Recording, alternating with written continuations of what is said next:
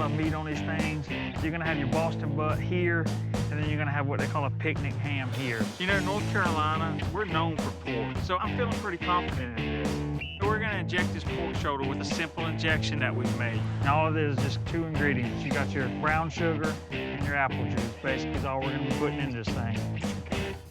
Shoulder has a ton of fat, and I want to create a nice bark, and you can't do that if you're having to render out so much fat. I had pork butt in my first competition, which is just part of a pork shoulder. You know, I did so well in the preliminary round, why would I change that in the finale?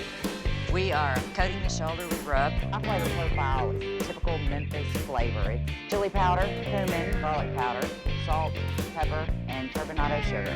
I just want a good, nice, even coat. Because, I mean, that's the flavor. The yellow mustard will act as a sealant for that rub, as well as it contains a little bit of vinegar, so it helps tenderize. I'm right next to the winningest woman in barbecue. Melissa Cookston does magic with hogs. That is the woman to beat.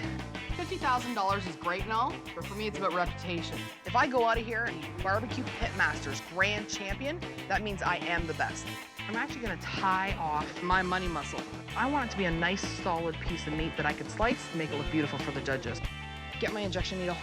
I'm injecting my pork shoulder with my super secret world champion award-winning pork injection. It's not a really big shoulder, so I'm worried that it might be drying out, and this phosphate-based pork injection will actually help me combat that. It has some heat to it, it has some sweet to it, and it's like an insurance policy for moisture.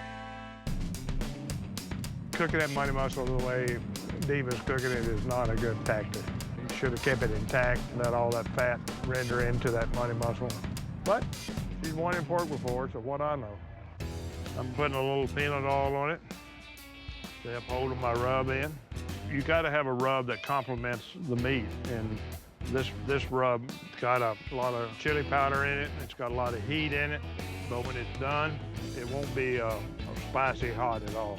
Most cookers in this day and age inject everything. I have never in my life injected a piece of meat. And I say I will never inject a piece of meat. I don't need it. All my meat is juicy. We got $50,000 on the line. Johnny Trigg getting a little old to be running around trying to cook, so I'm ready to take over. I'm gonna be pulling more meat off of this front side than I am the back. I think I'll send in more butt than chicken because it's a better piece of meat.